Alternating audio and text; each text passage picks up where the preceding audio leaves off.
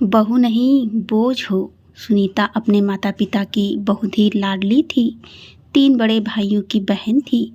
कोई भी चीज़ मांगने पर उसी वक्त सामने हाजिर हो जाती। पूरे घर में रौब था उसका। पूरे परिवार और नौकरों पर राजकुमारी की तरह हुक्म चलाती थी। सुनीता का स्कूल में भी पूरा रौब था।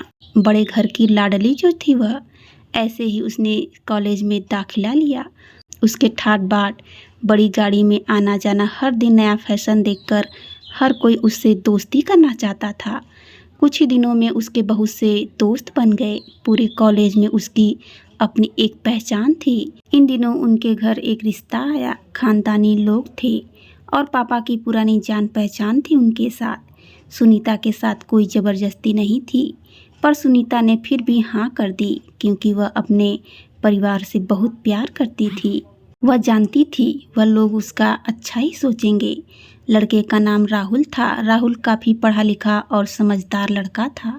ससुराल वाले भी बहुत अच्छे थे। ससुराल में सुनीता की जगह वैसी ही थी जैसे मायके में। कोई भी कार्य सुनीता की सलाह के बिना नहीं होता था। सबकी लाडली बहू बन गई थी वह। फिर उसके घर एक बेटे का जन्म हुआ। हर्ष सुनीता को जान से प्यारा था। पोता पाकर ससुराल वाले तो फूले नहीं समाते थे। सुनीता कभी कभी सोचती कि उसकी किस्मत कितनी अच्छी है। उसका हर अपना उसे कितना प्यार करता है। चाहे जीवन में कैसा भी समय आए, मेरे अपने मेरे साथ हैं। मैं कभी अकेली नहीं हो सकती। कितनी खुशकिस्मत हूँ मैं।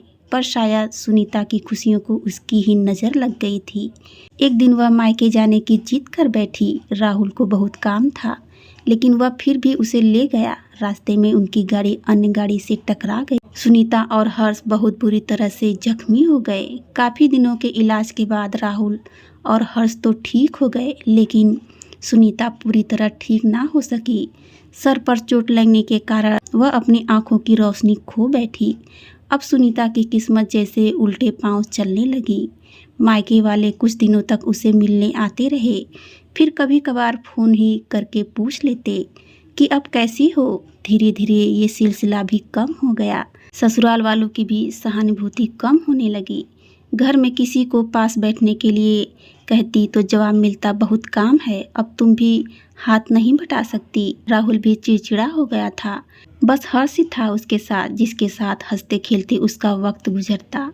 एक दिन सुनीता के हाथ से कुछ सामान गिर गया, जिसकी वजह से हर्ष को हल्की सी चोट लग गई।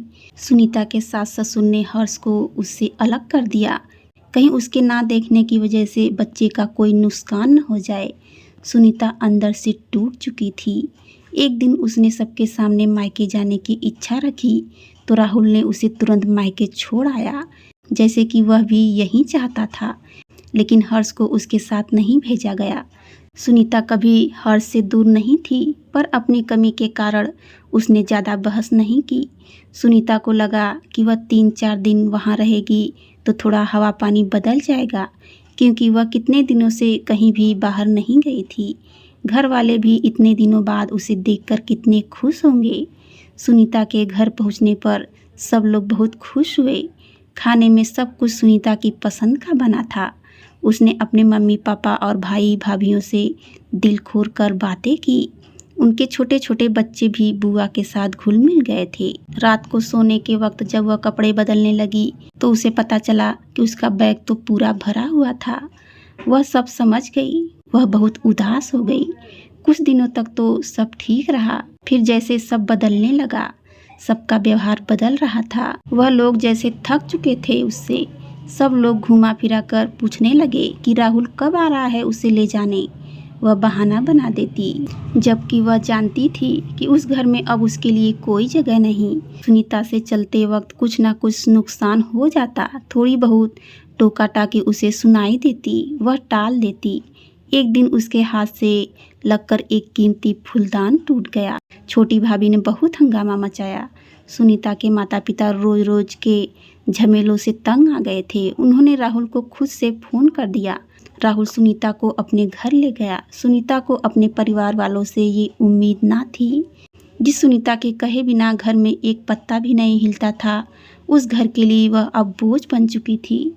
राहुल के साथ ससुराल आते वक्त वह बहुत खुश थी, क्योंकि वह अपने घर जा रही थी, अपने जिगर के टुकड़े हर्ष के पास। परंतु यह खुशी भी कुछ पल की ही थी। सारा बंदोबस्त पहले ही किया हुआ था।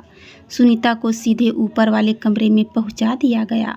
हर्ष से दूर रहने की सख्त चेतावनी दी गई। एक कामवाली को उसकी जिम्मेदारी सौंपी गई, जो उसके खाने पहनने जैसी ज़रूरतों का ध्यान रखती।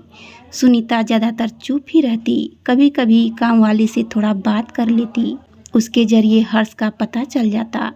सबकी लाडली बेटी और बहू सबके लिए लाडली से बोझ बन चुकी थी। धन्यवाद।